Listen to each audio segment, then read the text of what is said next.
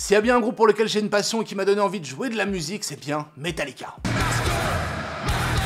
Et je me rappelle même en tant que bon gros noob de la guitare, je m'enfermais à triple tour dans ma chambre pour apprendre le riff. D'ailleurs, on va tout de suite faire un truc là. Oh, voilà, là on est mieux. Un petit t-shirt Metallica et surtout une bonne LTD pour envoyer du sale. En effet, je me suis remis à écouter pas mal de choses et fouiller un peu les documentaires de Metallica ou autres, et je suis tombé sur une chaîne qui propose un contenu très particulier autour de Metallica, intitulé Master of Plagiarism. Alors, en gros, les maîtres du plagiat.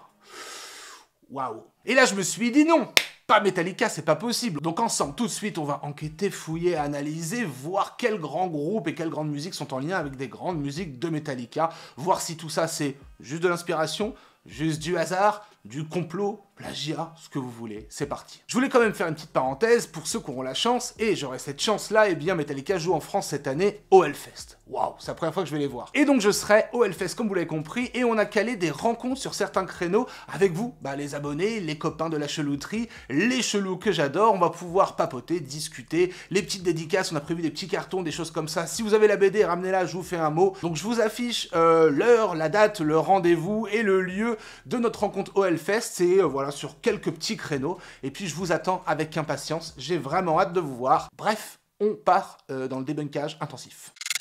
Pour commencer, assez choquant, je suis tombé dans la comparaison de Master of Puppets vs un morceau de David Bowie. J'ai fait... What?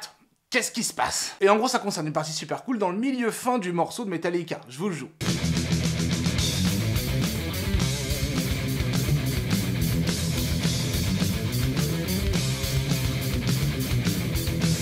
Donc ce morceau, que j'adore, au passage, est sorti en 1986, et du coup il est mis en confrontation avec un morceau de David Bowie qui s'appelle Andy Warhol, sorti 15 ans plus tôt en 71. On se l'écoute.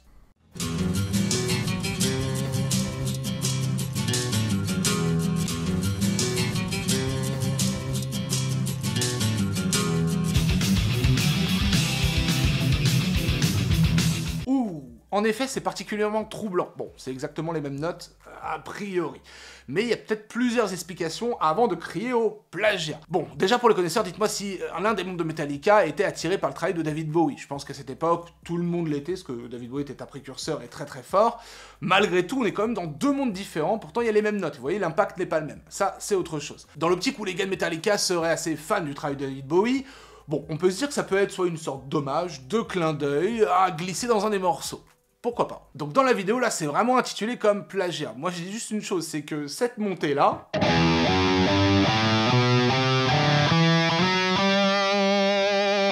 eh bien, c'est une gamme très basique. Il n'y a pas plus bateau que réciter cette gamme-là. Surtout que dans les deux morceaux, elle est récitée dans l'ordre. Donc en fait, il n'y a rien d'inventé ou de spectaculaire ou qui ferait appel à un plagiat d'un côté ou de l'autre, si vous voulez. Donc en fait, cette gamme-là, c'est une gamme de mi mineur naturelle, les deux morceaux sont en mi, donc oui, la gamme fonctionne, et elle est dans l'ordre, et puis on la récite à l'envers. Donc effectivement, je comprends, par contre, c'est assez troublant, puisqu'elle est récitée de la même manière, elle est récitée avec la même intention, un tempo différent, elle est voilà dans l'ordre, dans le désordre, pareil pour les deux morceaux, l'autre c'est un peu plus speed parce que c'est du métal, l'autre c'est plus un truc acoustique, donc c'est un peu moins speed, mais en vrai de vrai, c'est trop dur de dire si c'est une inspiration, un clin d'œil, un plagiat, parce que c'est tout simplement une gamme qui est récitée dans l'ordre. Donc moi, à ce moment-là, je dirais Metallica non coupable. On va faire ça à chaque fois. Coupable ou non coupable. Là, non coupable pour moi. Dites-moi ce que vous en pensez.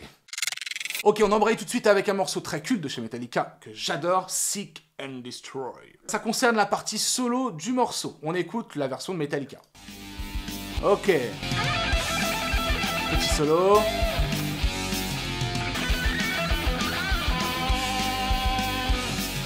Ok, pour ceux qui connaissent ce morceau, c'est très très culte, ça envoie, mais il est mis en lien avec un groupe qui s'appelle Saxon, voilà, et le morceau Princess of the Night, sorti 2 ans plus tôt.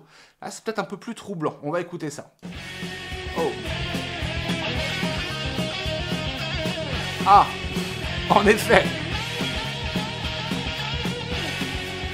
Ouais, je comprends. Aïe, oui, en effet, ça choque et je comprends. Donc, ce qui est très en lien et perturbant, pour moi en tout cas, c'est la manière dont est structurée la chose, la composition. En gros, il y a une sorte de question-réponse entre une rythmique de guitare, notamment 3 accords, et un solo qui arrive pour faire hurler sa guitare. Et c'est toujours la même composition. Rythmique, solo. rythmique, solo. Et le pire, c'est que pour les deux morceaux, c'est la même façon de rythmer les accords, et le pire du pire, c'est que les accords sont exactement les mêmes. Donc là, ça fait beaucoup. En effet, que ça soit dans Metallica ou Saxon, eh bien, on est vraiment dans ces accords-là. Solo, on repart. Et vous voyez, en plus, c'est vraiment le pam, pam, pam, avec les accords, tout est complètement lié. Bon, le solo n'est pas le même, voilà, c'est totalement différent. Par contre, sorti 2 ans plus tôt, je connais pas du tout ce groupe, donc je sais pas si c'est une inspiration, enfin on est quand même dans du heavy metal ou quoi que ce soit. Peut-être que l'un des membres m'a dit « Waouh, cette partie est cool, on pourrait utiliser la même structure ». Mais à l'époque, la notion est différente aussi du plagiat, et on parlera aussi de qu'est-ce que c'est réellement tout ça, est-ce qu'une inspiration n'est pas tout simplement la normalité pour un musicien. Bon, ça se ressemble beaucoup, j'ai du mal à le dire, mais peut-être un tout petit peu coupable. Ok, alors toujours issu de cette vidéo Master of Plagiarism, il y a un morceau que j'adore, qui fait partie de mes best morceaux Metallica. N'hésitez pas à me dire quel est votre best morceau ou best album de Metallica. Mais là on parle toujours d'un morceau issu de l'album Master of Puppets, qui est aussi l'un de mes préférés au passage, et c'est le morceau Welcome Home Sanitarium. Alors ça donne ça, de base, de chez Metallica, sorti en 86.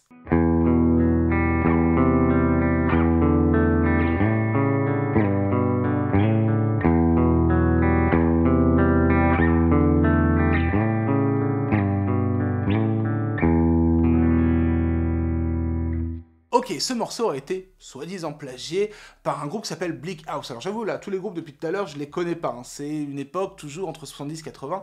Mais avec le morceau Rainbow Warrior, on l'écoute ensemble.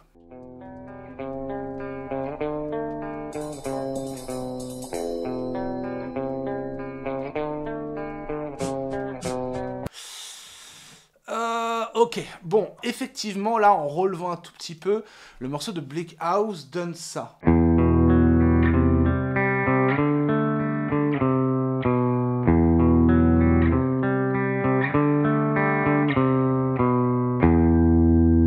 Effectivement, le départ est le même. Ensuite, les accords sont les mêmes.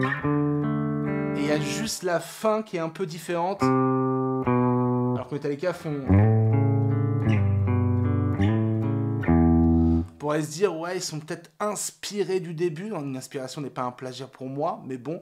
Inspirés du début pour ensuite faire leur propre compo. C'est difficile parce qu'on pourrait très bien s'imaginer se mettre dans la peau des gars de Metallica, parce que en général, quand on compose, surtout à cette époque-là, quand on compose, quand on se met en session de composition pour des albums ou autres, je pense qu'on a des grosses phases de brainstorming, de réunion, enfin ça dépend qui, hein. Parfois on aime ne rien écouter et composer. Et d'ailleurs, si vous composez, eh bien chez vous, dites-moi un peu votre expérience, mais en gros, si c'est des mecs en mode brainstorming, écoute de ce qui se font pas mal, peut-être qu'ils l'ont relevé, ils se sont dit... Ouais, on peut s'en inspirer, c'est pas mal pour une intro. Les accords c'est le même, les arpèges, le type de jeu c'est le même, la finition n'est pas la même. Je serais tenté de dire pas semi-coupable. Voilà, ça c'est pour me dédouaner complètement. Mais bon, il y a une très forte ressemblance quoi qu'il arrive. Ok, continuons, en avant.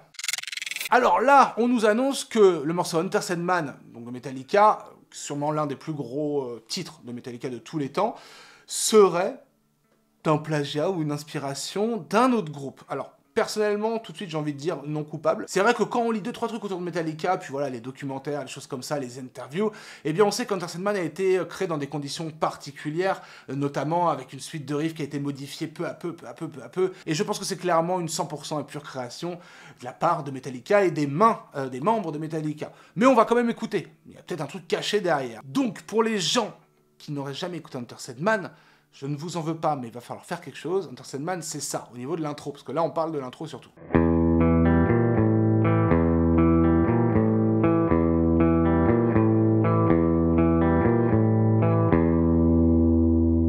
Cette toute petite boucle qui a fait un bruit énorme dans le monde entier. Et soi-disant, le groupe Excel, pour moi Excel c'est un logiciel embêtant et chiant à utiliser, eh bien on aurait créé un morceau qui s'appelle Taping into the Himachal Void, voilà, sorti 2 ans plus tôt. Écoutons ça.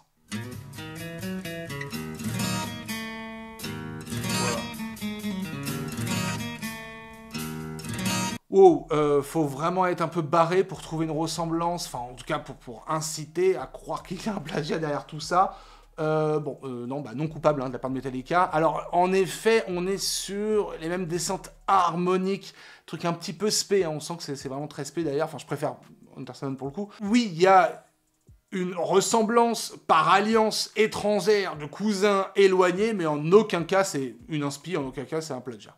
De côté, non coupable Metallico. Ok, là je vous avoue être un tout petit peu troublé puisqu'on va comparer le morceau Sweet Home Alabama, donc dans les plagiats susdits, si vous voulez, de Lynyrd Skynyrd, au morceau The Four Horsemen de Metallica, sorti avec 10 ans d'écart, un en 83 et l'autre en 74, un peu moins de 10 ans. Donc, Sweet Home Alabama, c'est ça.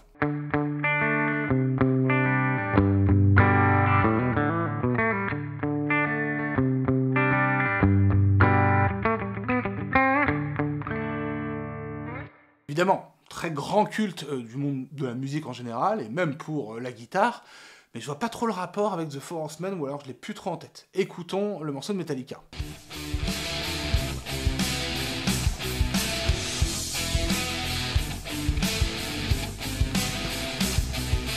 Ouah, je vous avoue, alors... On pourrait comprendre pourquoi on dit ça. On n'est pas du tout dans les mêmes intentions, je trouve. On n'est pas du tout dans le même principe émotionnel et musical. Alors effectivement, si on veut pousser le bouchon dans le côté « ouais, ça a été copié-collé, etc. », en effet, on a le même style de jeu et le même style rythmique, d'où certaines intégrations que certains complotistes pourraient se poser. Pas moi en tout cas, là je considère pas ça comme un plagiat, mais on va analyser et voir. En gros, que ça soit dans Sweet Home Alabama ou le morceau de Metallica, on a toujours basse, aigu qui reprennent, et les basses sont étouffées. Vous l'entendez? Pom, pom, pa, ba. Et dans Metallica... Et ça fait effectivement tout l'alliage et le style du morceau Sweet Home Alabama. Et dans Metallica...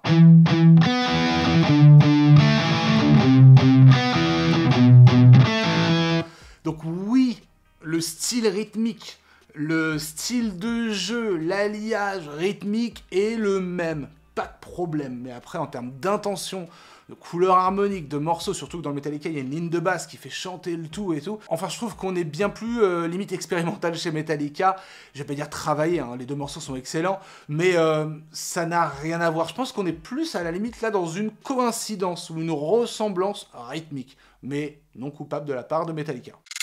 Ok, alors je vous en prie, pour le prochain, ça va être à vous de juger parce que je vais pas pouvoir me positionner. Ça considère mes groupes préférés, hein, on va dire ça comme ça, et surtout les grands patrons entre Black Sabbath, les patrons du métal, du heavy metal, en 70 avec le morceau Fairies Wear Boots, ouais, voilà, et le morceau For Whom the Bell Tolls de Metallica en 84, donc 14 ans, 15 ans plus tard.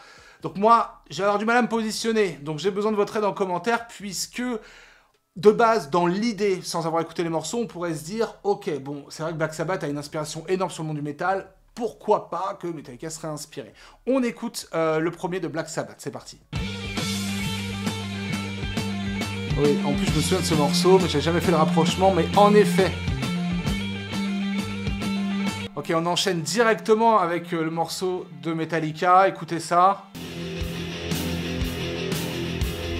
Ouais.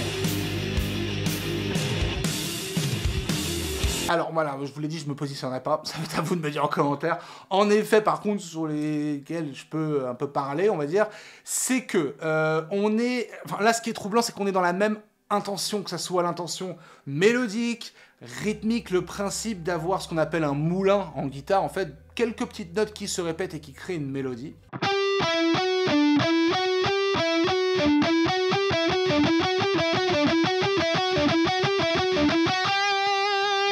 Que ça soit celle-ci du côté de Metallica et du côté de Black Sabbath.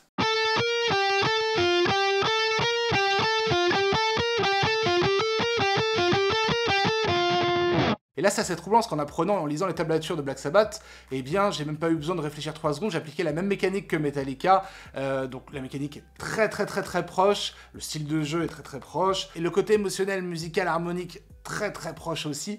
Donc on pourrait se poser la question, c'est pour ça que j'ai besoin de votre aide en commentaire, parce que je ne veux pas m'infliger ça sur mes deux groupes préférés.